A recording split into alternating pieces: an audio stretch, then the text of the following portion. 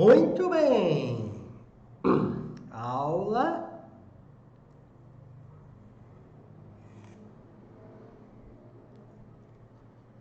Aula 22.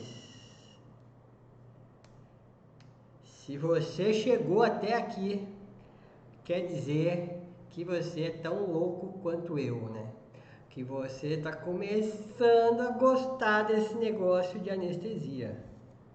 E que você chegou agora numa hora tão legal, que é a hora que eu vou te apresentar a anestesia inalatória. Olha que coisa, né? A gente passou aí por horas e horas e horas. Se a aula é a aula 22, é como se a gente tivesse praticamente 24 horas batendo papo. Para que agora você chegasse na inalatória com toda essa bagagem que você recebeu durante o curso. Então, olha como deve ser legal, né? Se tivesse dois vocês, né? Você agora que assistiu todo o curso e tem todo esse conhecimento, com o outro você antes de assistir a primeira aula, como é que vocês iam receber a aula sobre anestesia inalatória agora, né? Como é que você iria conseguir aproveitar isso? Até mais, né? Porque a aula passada a gente falou da TIVA.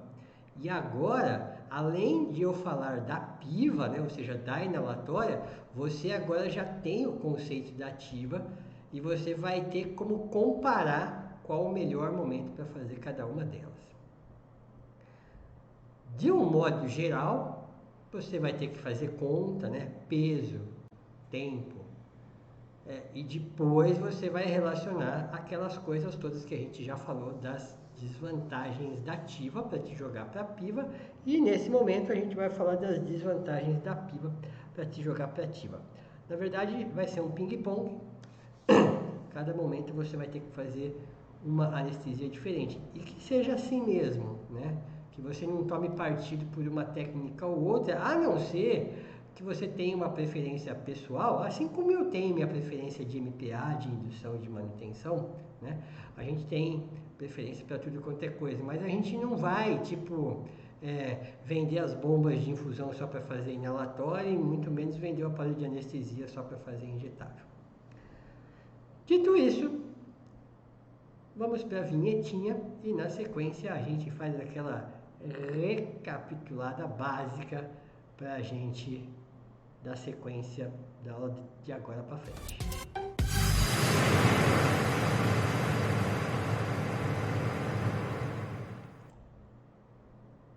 E é isso aí. Olha que agora a gente olha para esse mapa de aulas, né? Que a gente já correu quase tudo. E agora eu começo meio que ficar nostálgico. Porque agora mais ou menos que a gente estaria falando assim, né? Da novela, últimas semanas, últimos capítulos, né?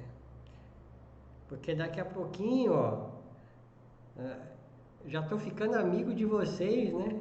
Já estamos pegando essa intimidade toda, daqui a pouquinho, tchau. E tchau, né? Quem sabe a gente se vê num presencial um dia desse, ou no ao vivo aí pelo Zoom. Professor, fiz seu curso, aquele curso que não acabava nunca mais. E chega de conversa, vamos falar de anestesia inalatória. Mas, para chegar na anestesia inalatória, a gente percorre um longo caminho, né? Esse longo caminho, na prática, né? Vamos dizer assim que eu pisei na clínica veterinária exatamente agora, né? Exatamente agora eu pisei na clínica veterinária. Em média, a cirurgia está começando. Olha que eu já fiz tanto isso, né? Eu já cronometrei tanto isso que eu já sei que em média do momento em que eu piso na clínica veterinária, né, toco a campainha ali, entro para a sua recepção, em 40 minutos você está passando o bisturi na barriga do paciente. 40 minutos.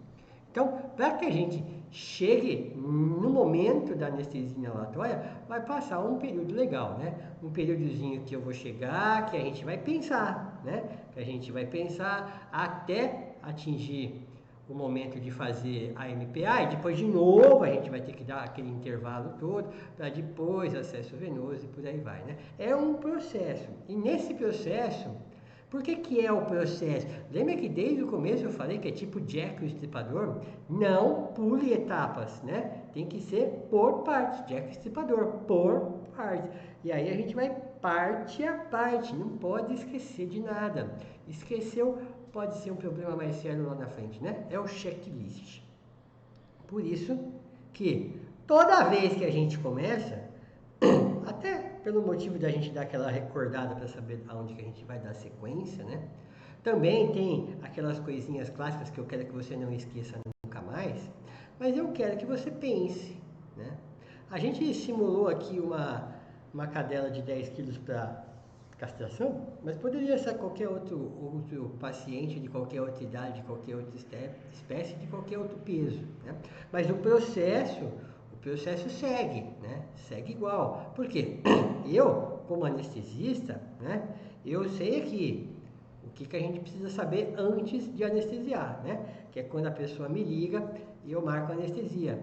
Ah, tá, quarta às 10 da manhã. Beleza. O que vai ser? Ah, vai ser uma castração de uma fêmea de 8 quilos. Tá, jovem. Tá, obrigado. Pronto. Que tipo de informação é essa? É a informação aqui da primeira aula, né? O que eu preciso saber? Demorado, rápido, cachorro de porte pequeno, porte grande, por aí vai. Renato, quinta-feira, às 14 horas, vai vir o Dr. João da Silva Teles, né? Vai vir fazer uma cirurgia de fratura de bacia bilateral e mais, sei lá, cefaleque sei lá. Tá. Quanto tempo vai levar isso? Alguém tá me chamando exatamente agora, sacanagem, né? Quanto tempo vai levar isso? Ah, umas 2 horas e meia ou 3. Tá.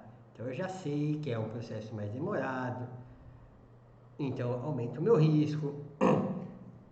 Esse doutor João aí, eu posso conhecer ele ou não, eu já sei mais ou menos o ritmo dele. E tudo isso, então, fratura de bacia, qual é o seu risco, né? Por que fraturou, se foi um atropelamento, isso tudo eu estou montando aqui. Como é que eu vou me preparar para chegar lá no dia? Eu vou montar o protocolo já? Não vou, né? Eu não vou. Eu não vou porque eu já tenho experiência. Mas você, a partir dessa hora, eu não me importaria se você montasse o seu protocolo de véspera, né? E tivesse que mudar na hora, até por causa daquelas coisinhas que você chega lá e você vê, putz, eu pensei nisso, mas agora acho que é melhor fazer de outro jeito. Se você só pensar nisso, né? Fala, putz, eu pensei em fazer isso, cara, isso quer dizer que o curso está dando certo, porque esse curso todo, a única coisa que eu quero é que você aprenda a pensar. Se você em algum momento está puxando, olha, isso acontece comigo, ainda hoje, né? Com toda essa minha geriatria aqui, ainda hoje, às vezes eu puxo na seringa, eu dou aquela pensadinha, devolvo pro frasco. Esses dias para trás eu já puxei a minha associação, inclusive, né? Puxei a minha associação, olhei para a cara do cachorro, do gato, não lembro o que era, olhei para a minha seringa de novo, pensei no meu bolso, né? Porque o que eu pensei? Cara, não era isso. Aí eu olhei pro meu bolso, falei, vai pro lixo uns 10 reais, acho que eu vou aplicar isso mesmo. E daí eu pensei o seguinte, olha só como a gente pensa, né? Eu pensei, se morrer, eu vou me arrepender tanto de não ter rasgado essa nota de 10 reais. Aí eu peguei a seringa, joguei no descarpaque, peguei outra e montei e fiz, né? pensa. Se você começou a pensar, é sinal de que eu estou conseguindo entrar aí no seu cérebro, te dar uns insights e você começa a pensar. Claro, é um curso, apesar de longo, etc., é um curso raso, né? Você quer se aprofundar, você tem que fazer uma pós, né? Estou dando um curso para o clínico, mas você já veja que mesmo assim eu estou te dando, né, as cartas na mão para você jogar, né? Do jeito mais simples possível para você sair daqui fazendo suas anestesias. E mais do que isso, né? Na verdade, eu quero que você pegue essas anestesias que você já faz no dia a dia e desmembre elas e faça ela ficar uma anestesia de qualidade. Então, tudo isso que você está pensando de véspera, né, é importante. Se é gato, se é cachorro, se já vai dormir na clínica hoje, se vai chegar amanhã, se você vai conversar com o tutor ou não, se o tutor vai estar junto, né? Se ele vai estar no colo ajudando ou não, se ele vai chegar, né, até o momento da gente fazer o acesso venoso, se o tutor vai estar junto ou não.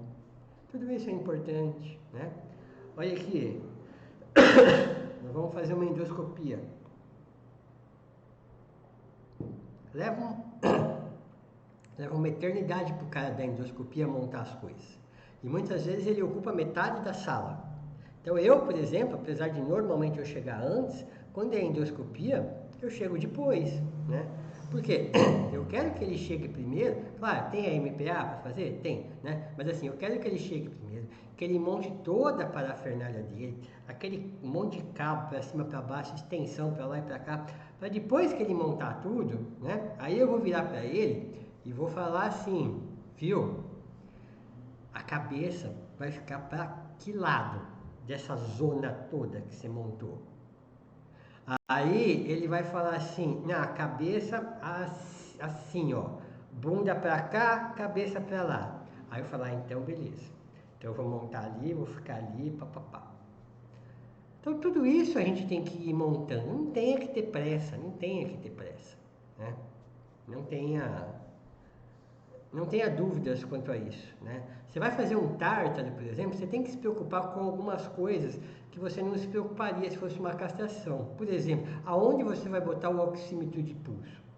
Na língua? Não dá, né? Porque o cara está mexendo na boca. Você tem que pegar o oxímetro e ir lá para a região genital. Outra coisa, pode deixar sem inflar o cuff no gato? Eu não falei que era melhor deixar o cuff desinflado, né? Mas em um tártaro, vai ter que inflar.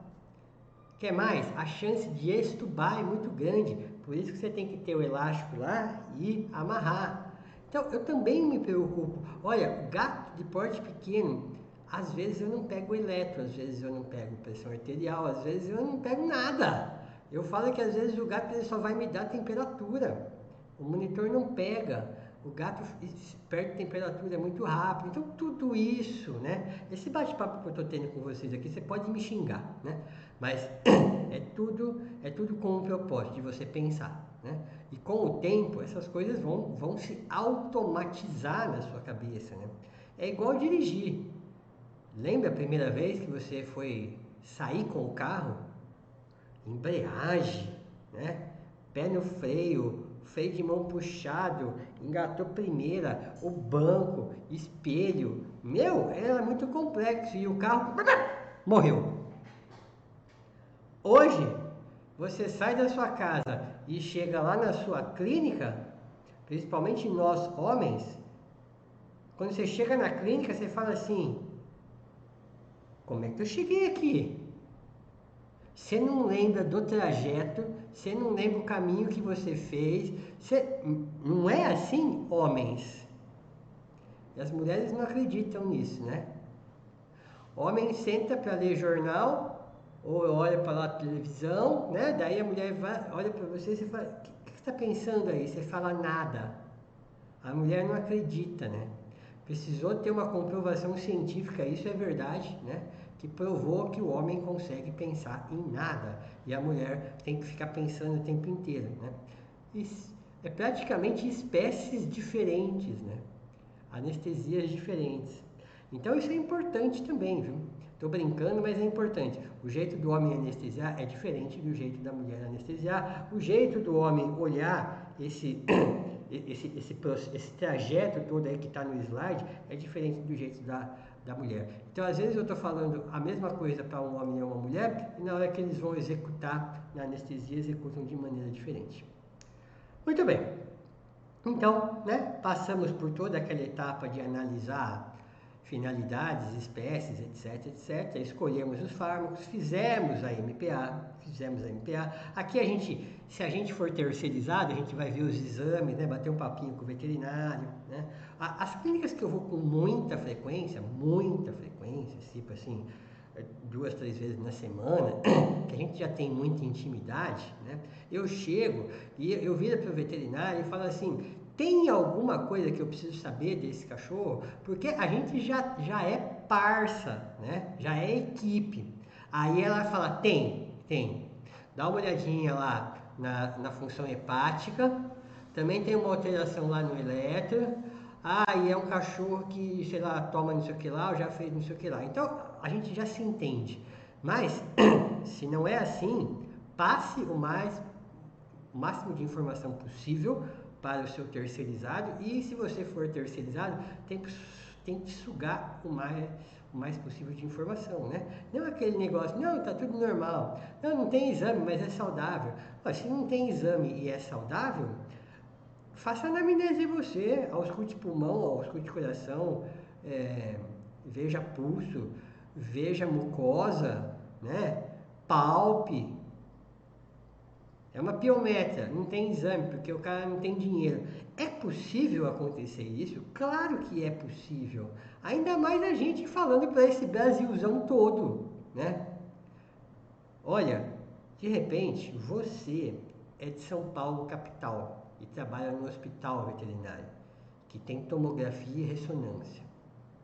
De repente, você mora lá no interior, eu não quero falar um estado, tá? Eu estou te falando São Paulo, capital, porque está a 1 hora da minha casa, né? E eu conheço muito bem. Mas você pode estar lá no interior do estado, no interior do Brasil, né? Centro-Oeste e Norte, mas não na capital, que é o que a gente conhece. Interiorzão lá, interiorzão. Aquele interiorzão que, olha, ontem eu estava conversando com um aluno, agora eu até esqueci qual é o estado e a cidade dele, porque senão eu ia falar com certeza. Ele falou assim: professor, eu não pude tirar o raio-x. Porque se eu fosse levar para tirar o raio-x, ele ia morrer. Ora, o que você acha que é levar para tirar o raio-x? Sair daqui, pegar o elevador, ir para o segundo andar e fazer uma radiografia? Marcar no centro diagnóstico que está ali no seu bairro? Não. Esse raio-x estava a 300 quilômetros de carro, de estradas esburacadas num calor infernal. Eu estou tentando lembrar qual era a casuística. Não estou lembrando também. Então, assim, não julgue, né? Quando alguém falar que não tem exame. Né?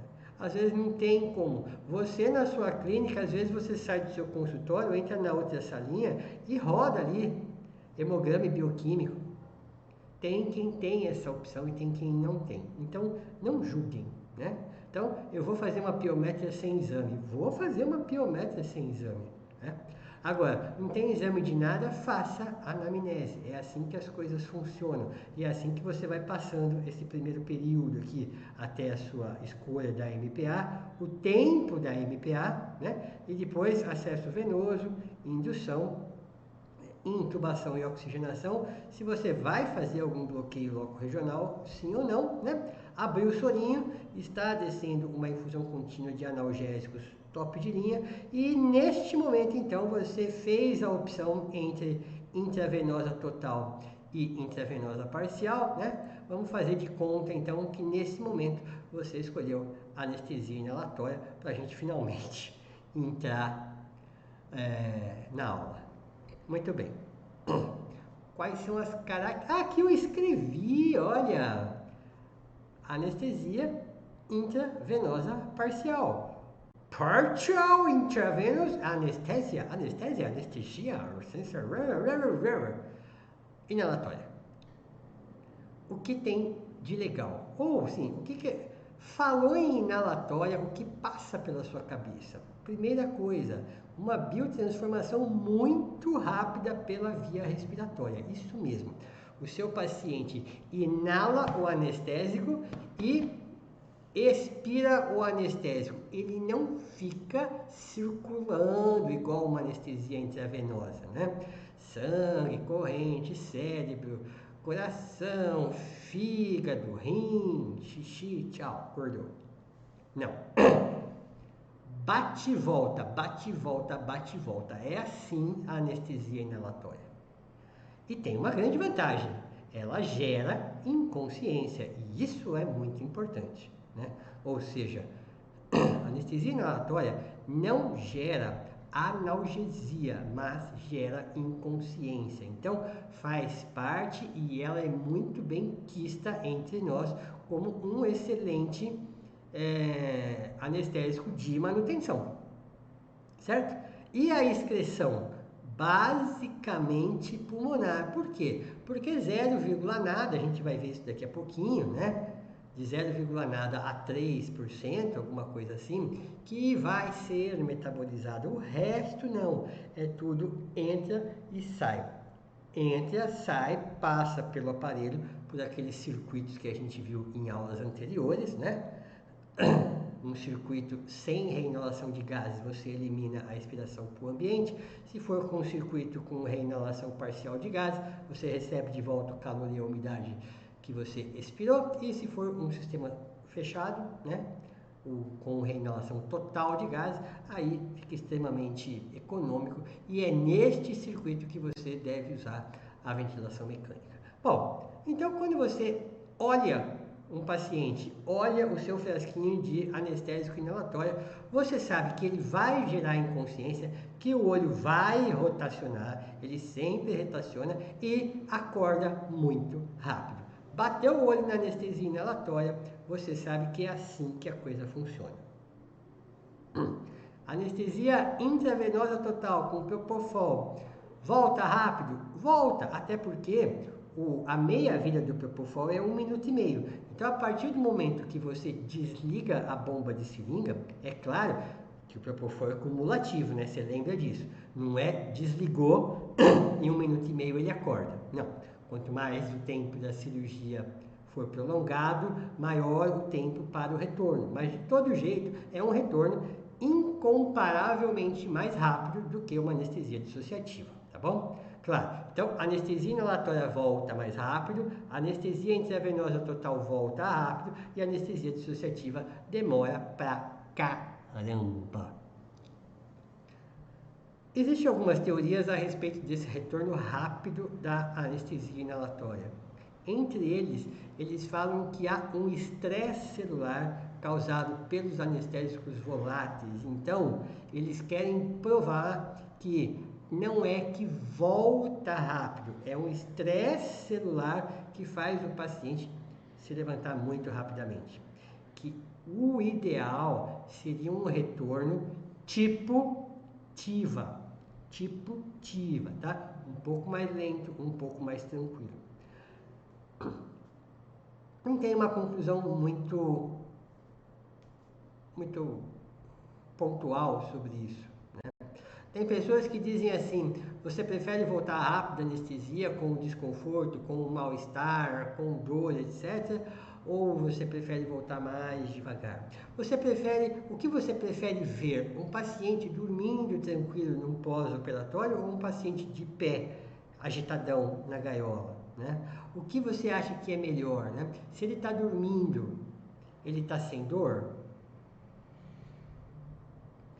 Tem pessoas que gostam de testar a dor oferecendo alimentos. Você já viu isso? Às vezes no Instagram eu vejo uns pós-operatórios assim, né? Vem com uma vasilhinha, com um sachêzinho, dá para o cachorrinho vai lá e come, né? Porque se come é sinal de que não tem dor. Então, Não tem certo e não tem errado, né? Você vai para onde você quiser aí. O que interessa é que volta rápido, né? Se isso é bom ou não é bom, se isso é um estresse celular ou se isso é uma metabolização rápida, a gente vai ficar te devendo essa resposta por enquanto.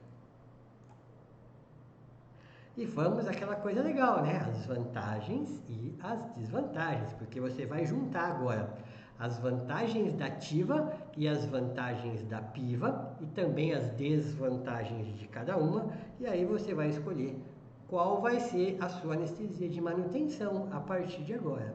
Bom, vantagem da anestesia inalatória: maior controle do plano anestésico.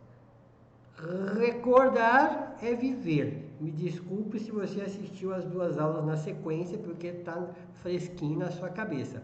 Mas se você deixou de um dia para o outro alguns dias entre TIVA e PIVA, é só para lembrar que durante a anestesia inalatória, o seu paciente recebe o tempo todo oxigênio e anestésico, certo? Então, ele vai receber mais ou menos anestésico de acordo com a frequência respiratória dele.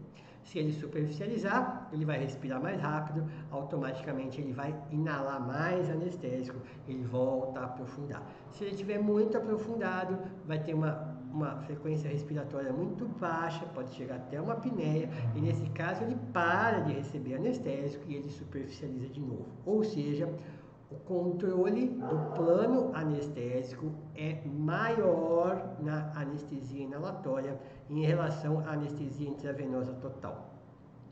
Volta mais rápido? Evidentemente que sim, né? A anestesia inalatória volta muito rápido.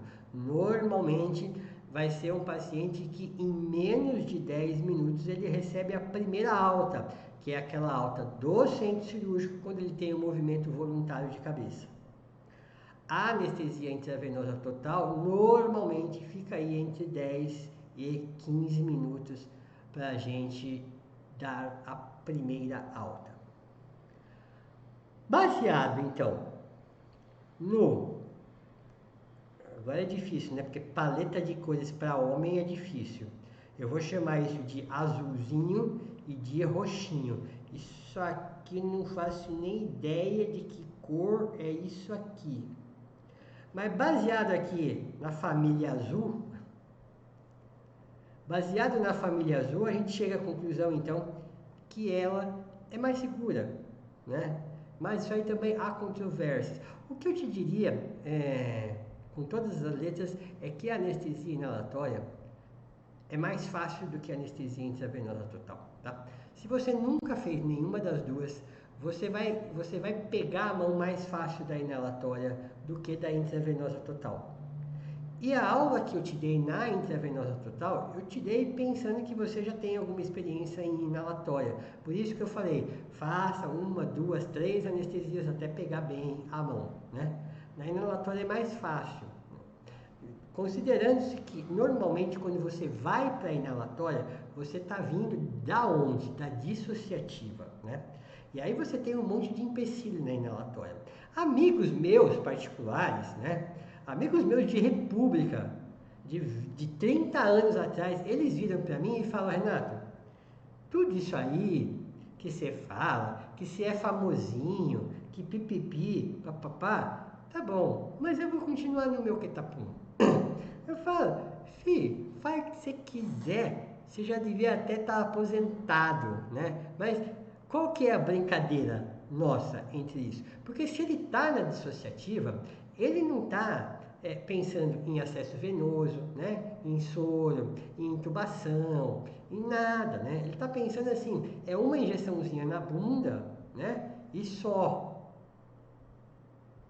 Mas isso não é anestesia, né, gente? Isso é uma caca, né? Anestesia não é bicho imóvel e depois sair bicho acordado. Anestesia é anestesia, meu. Relaxamento muscular, analgesia, né? Retorno rápido. Não ter alterações hemodinâmicas. Isso é uma boa anestesia, né? Agora, o que ele está pensando? Nossa, vou ter que pegar uma veia? Nossa, vou ter que entubar? Nossa, vou ter que ver se meu oxigênio está carregado. Nossa, vou ter que colocar isoflurano lá no vaporizador. Nossa, vou ter que fazer isso. Depois vou ter que desfazer tudo de novo. Ai, vai na dissociativa, né?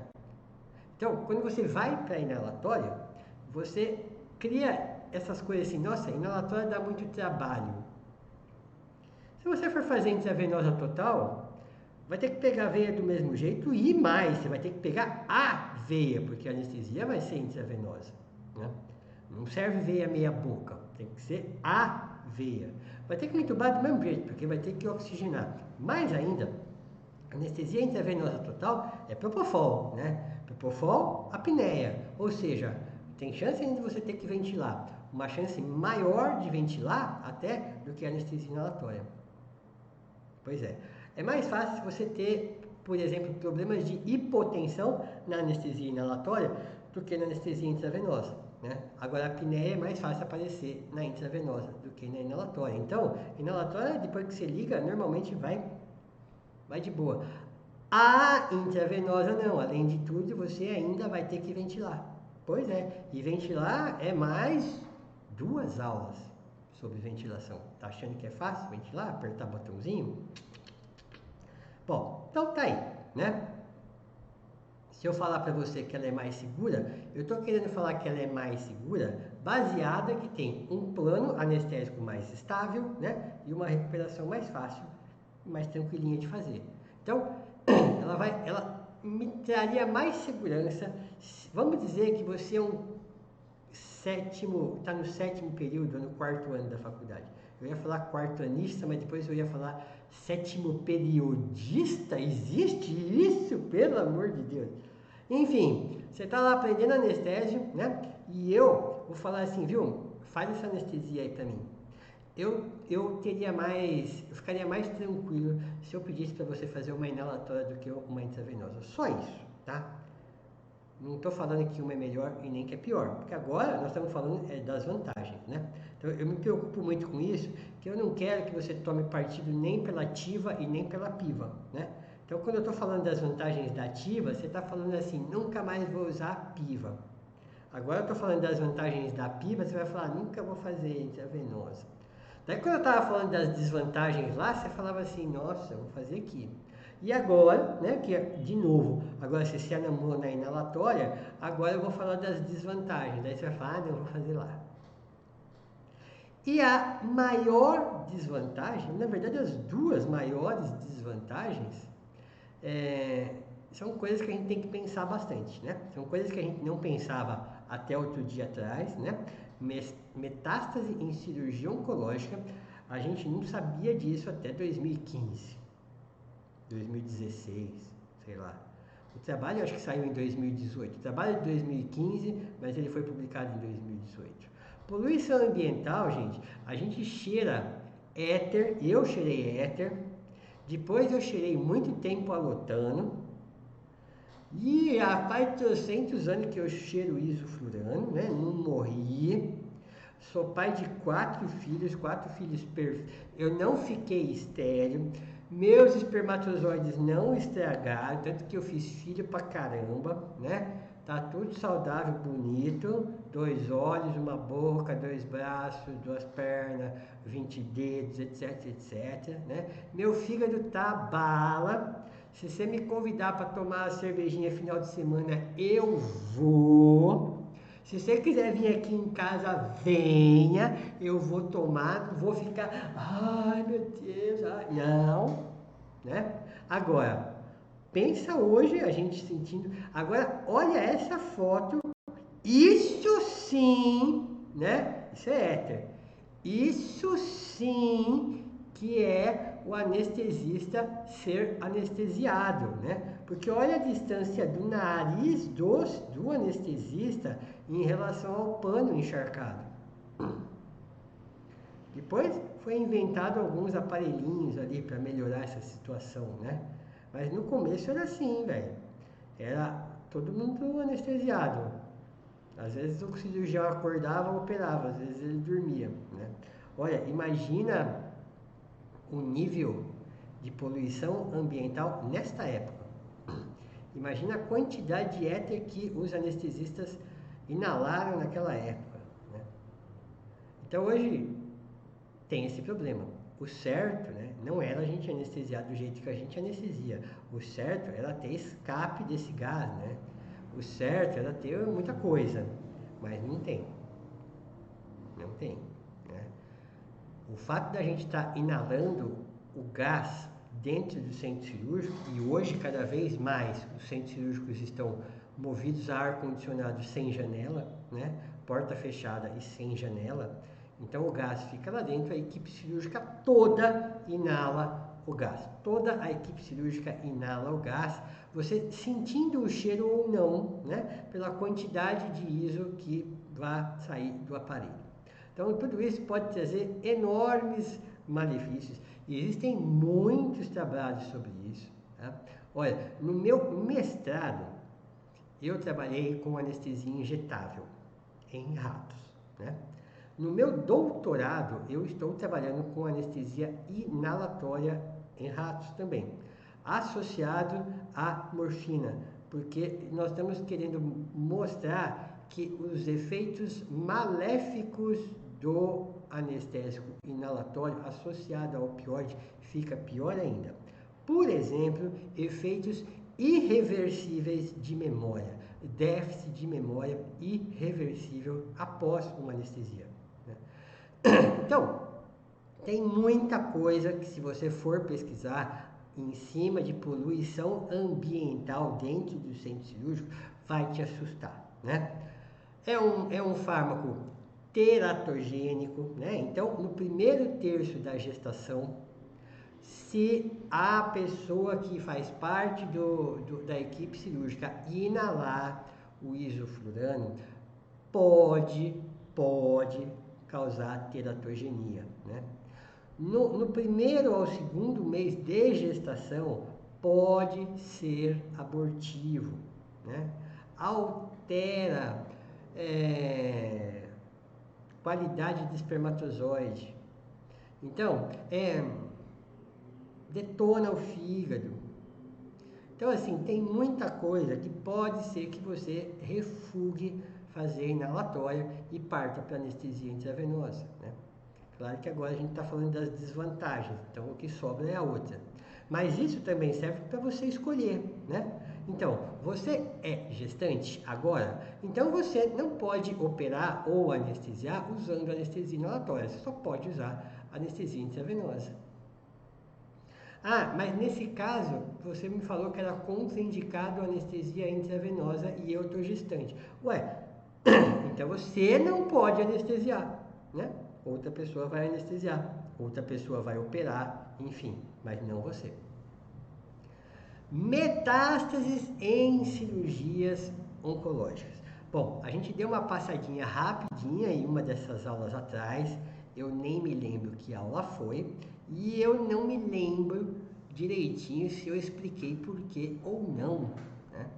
Mas tem muito a ver com as nossas células de defesa. Então, quando a gente usa cetamina, quando a gente usa opioides, quando a gente usa anestesia inalatória, a gente faz com que as células natural killer elas parem de trabalhar no ritmo delas. As células natural killers são a nossa defesa quanto à produção de células tumorais. Como surge o primeiro tumor no nosso corpo? Tumor, a célula tumoral, a gente produz o dia inteiro numa quantidade assim absurdamente grande. É até assustador a gente saber que, tipo, agora você está produzindo uma célula cancerígena e eu também, né? E é para isso que existe as NK. As células natural killers, elas são a nossa defesa, né? Os nossos macrófagos de células tumorais. Apareceu uma célula tumoral, ela segura. E elas estão muito ativas durante um procedimento cirúrgico de exérese tumoral, né? Então a gente está tirando aquele tumor, contando com margem de segurança e tudo mais, mas tem vaso sanguíneo, tem tudo, e essas células tumorais, essa hemorragia de sangue está liberando célula tumoral e ela vaza pelo vaso sanguíneo, vaza pelo vaso é ótimo, né? Então, ela entra no vaso sanguíneo ali e vai embora para fazer metástase. Nesta hora, se você está usando anestesia inalatória, né, as células natural killer não estão nem aí para nada, né? Então, no momento em que há grande proliferação aí de liberação, vamos dizer assim, de células tumorais, a nossa defesa não está funcionando. É assim que funciona e é por isso que diz, né, que favorece a metástase, que promove metástase. Não é que o isoflurano vai fazer metástase, né, mas ele vai interferir na nossa defesa, no nosso organismo, em relação à defesa contra as células tumorais. Então, fica terminantemente proibido a partir de hoje, né, você fazer anestesia inalatória em cirurgia oncológica. Né? Do mesmo jeito que fica, né, claro que a partir de agora bloqueios locorregionais, ou seja, o uso da lidocaína, é extremamente benéfico para evitar as metástases, porque a lidocaína, ela, ao contrário, né, do isoflurano, a lidocaína, ela trabalha diretamente na célula tumoral, fazendo apoptose celular, né? Apoptose é tipo morte programada, né? É como se você fizesse com que a célula se autodestruísse, né? Se matasse, se suicidasse. Como se uma célula tumoral soubesse se suicidar. Mas é isso que acontece, né? Então você cerque esse tumor com bloqueio locorregional de lidocaína, porque aí essas células vão se matando, né? E não vão para a circulação. Beleza? É isso que você tem que pensar. Mais uma coisa para você pensar quando você for escolher a sua anestesia. Então agora, né? Você escolhe lá a sua MPA desde da sedação e da tranquilização, né? Tramadol, metadona, depois propofol, etomidato, cetamina, né? Depois milk, filk, dexfilk, remifilk, não sei o que lá, você está escolhendo, né? Você está escolhendo de forma que o que você escolhe não piora nenhum quadro clínico do seu paciente e melhora algum quadro clínico que ele apresente, né? É assim que você está escolhendo. E agora é mais uma coisa, né?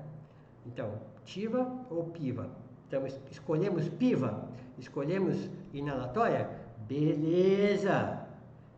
Então, agora eu vou te apresentar o vaporizador.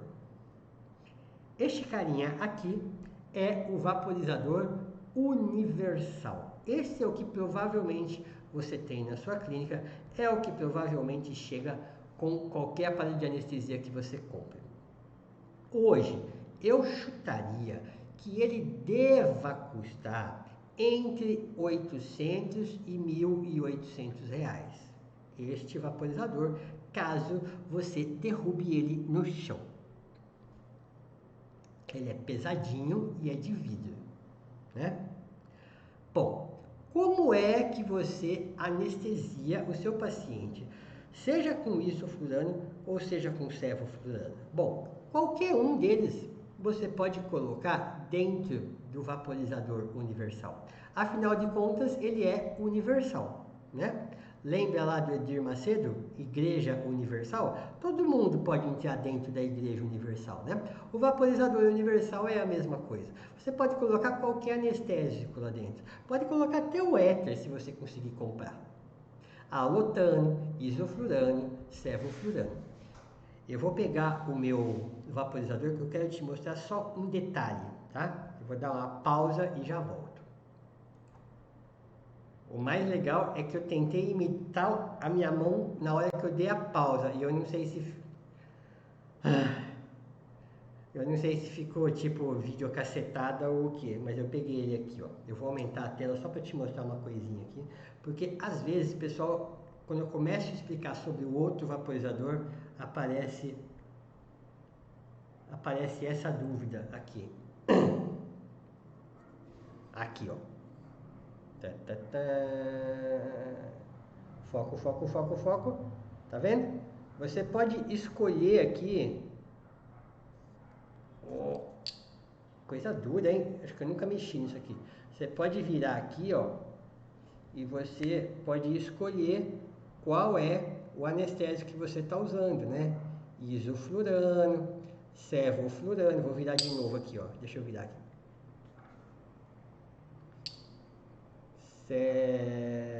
Sevoflurano.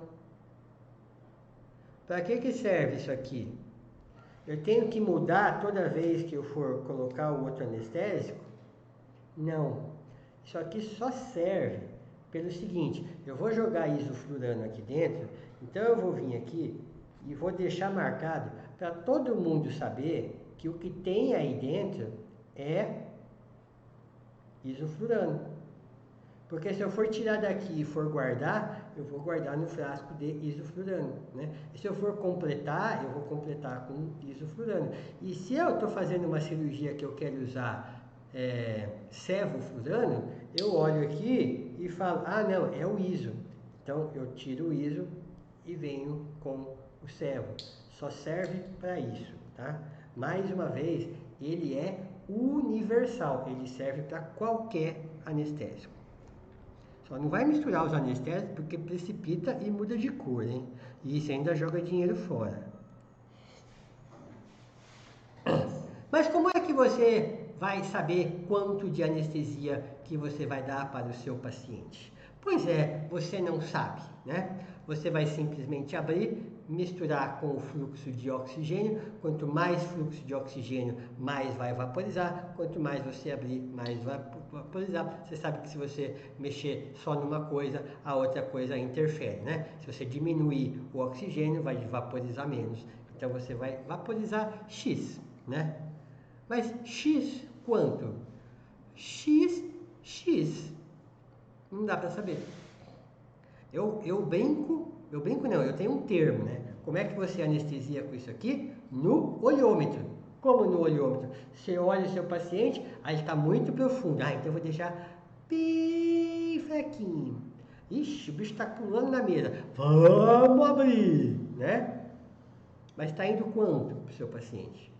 Ou já passou pela sua cabeça que existe um volume que a gente tem que colocar dentro do nosso paciente? Pois é, aqui não dá. Aqui é puro olhômetro, né? Você aprende a anestesiar vendo os outros anestesiarem e vendo quanto que eles borbulham o anestésico deles. Agora, tem um nome técnico para isso. Você não vai falar assim, o cara vai perguntar assim, o tutor vai virar para você e falar assim, como é que se anestesia? Eu anestesio no zóio, né? Não.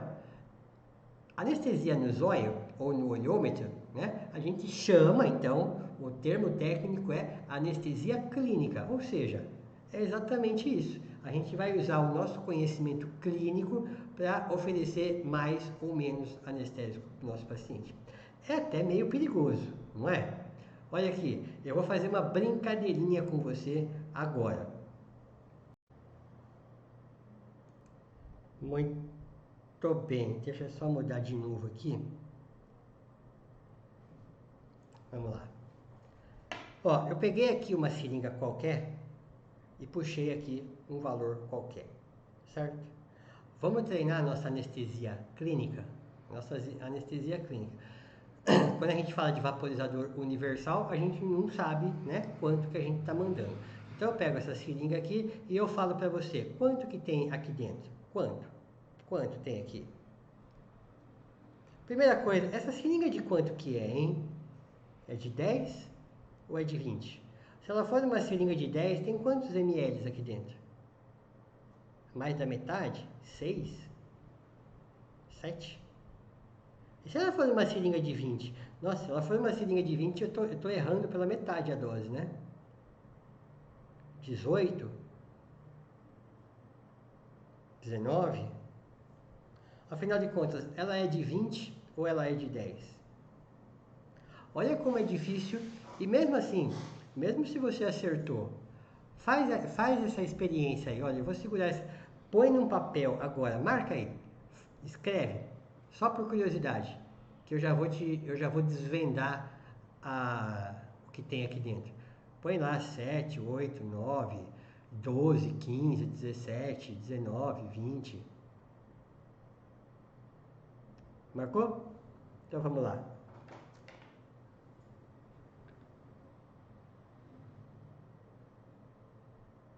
Tudo bem? Tudo bem? Tudo bem, tudo bem, tudo bem? Cadê aqui?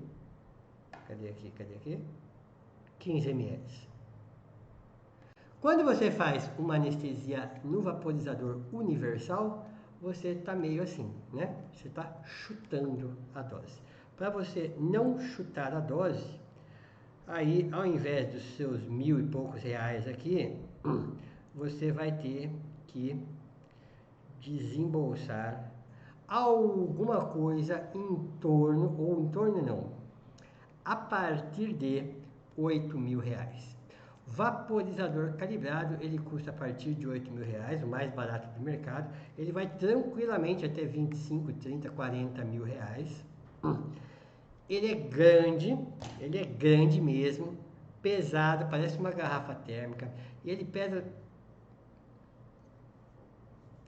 quase 20 quilos, se não me engano, né? Porque ele é inteiro de titânio, até por causa disso ele é muito caro. E aí ele tem inúmeras vantagens, né? Ele não sofre influência do fluxo de oxigênio que você manda, né? Ele não sofre influência de temperatura. Você sabe que o vaporizador universal, ele vai evaporar o isoflurano se tiver um dia mais quente, por exemplo, né? Acima de 30 graus ele vaporiza sozinho, né? Você não precisa nem misturar o oxigênio. Na verdade, se você deixar ele fechado, só abrir o oxigênio e tiver muito calor, se você for lá por curiosidade na pontinha da traqueia, você vai ver que está saindo o isoflurano mesmo fechado, né? Por causa da temperatura. Ele não sofre influência de altitude. Você pode anestesiar lá em La Paz, na Bolívia, com altitude lá de 3.000 e tantos metros, você pode anestesiar aqui em Santos, no Guarujá, Ubatuba, né? Então ele não sofre influência de nada, mas para isso ele é bem mais caro. E tem mais uma desvantagem.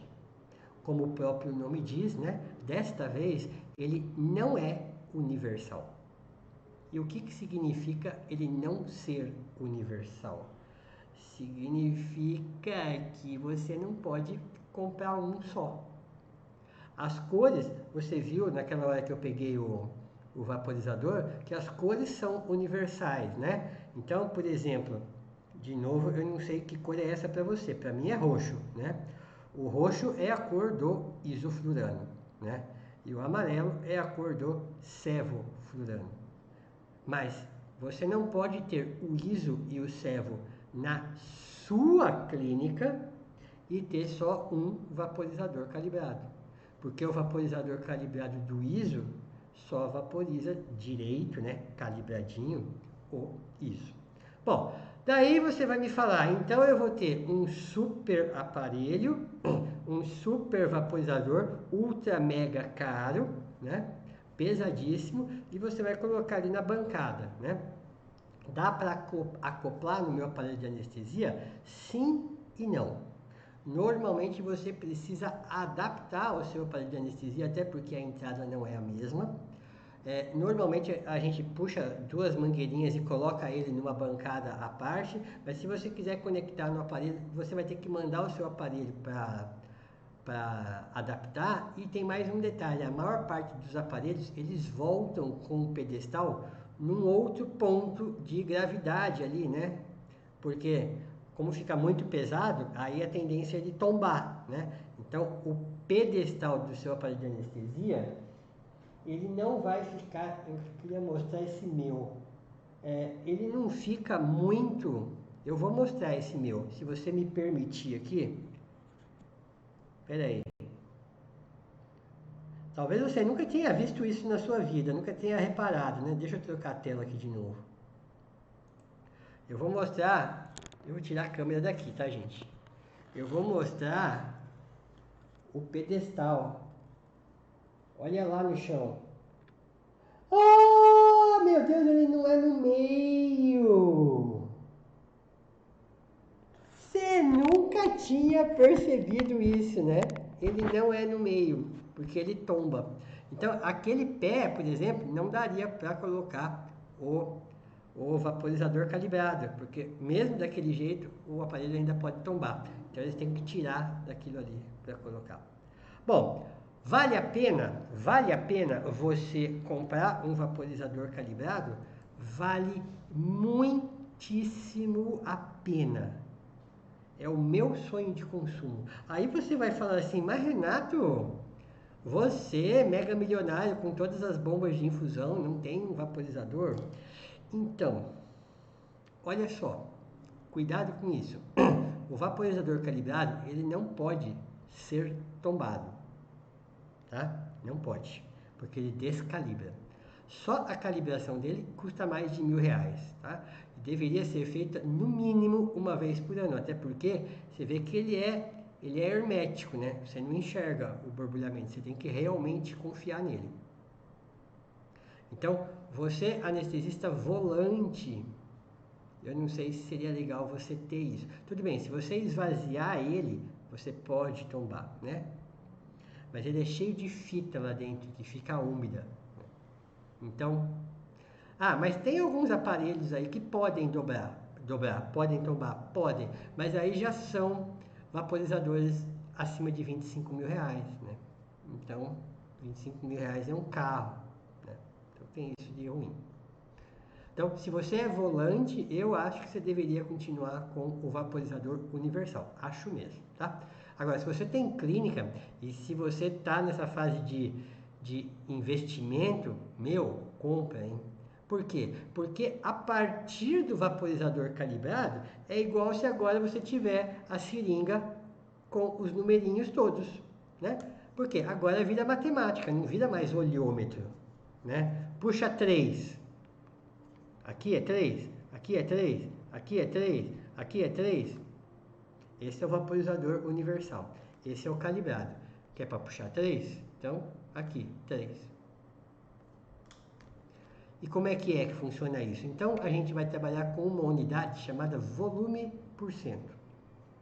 Se você quiser fazer a indução na máscara, ou aqueles minutos iniciais da anestesia onde o seu paciente ainda está um pouquinho superficial, então você vai pegar o seu... Ele vira aqui igual se ele fosse um cofre, certo? E esse botãozinho aqui que está o número 0 é a trava, né? Então você aperta esse número 0 e você vira, né? E aqui está o numerinho dele, tá vendo que aqui está o número 5? Então ele começa 0, 0,1, 0,2, 2, 3, 5. Então eu vou induzir, eu vou induzir com 5. Eu viro até o 5 e pronto. Plano de Guedel. Tá, agora rotacionou legal. E agora? Agora vamos para a manutenção. Quanto que a gente vai colocar na manutenção? Se for um isoflurano, entre 1,5 e 2 volumes por cento. Tec, tec, tec, tec, tec, tec. Por que se faz tec, tec? Porque você vai estar no terceiro estágio, oscilando entre segundo plano e terceiro plano. Tec, tec, tec, tec, tec, tec. E ao som do tec, tec, tec, tec, eu vou encerrando esta aula de anestesia inalatória, deixando você com muita pulga atrás da orelha, para você saber se você vai fazer anestesia intravenosa ou anestesia inalatória. Aproveite a dúvida, porque a dúvida, na verdade, agora não é desconhecimento, é você tendo que analisar caso a caso. Agora, cai a ficha de que a anestesia é individualizada, que não existe receitinha de bolo, tudo é inalatória? Putz, agora não é mais. Tudo era dissociativa? Não. E também nem tudo será anestesia intravenosa total. Então, presta atenção no seu paciente, preste atenção nas finalidades, preste atenção em tudo, né? E aí você vai chegar a uma conclusão, né? Ou fazer intravenosa ou fazer inalatória. Agora, a última coisinha. Vamos dizer que você gosta mais de fazer inalatória do que intravenosa. Então, você faça inalatória sempre que possível. Chegou uma cirurgia oncológica, não faça. Alguém da sua equipe gestante, não faça. É assim, né? Aí você vai para a intravenosa. Pegou o jeito da coisa? Então tá muito bem. Estamos já nas aulas finais, eu espero que esteja gostando bastante. Agora a gente realmente entrou naquela parte mais prática de tudo, né? Vamos falar de ventilação, monitorização e tudo mais, e aí a gente encerra. Então aproveite aí esses últimos momentos que a gente vai passar junto. Eu encerro a aula agora e a gente se vê na próxima. Tchau, fui!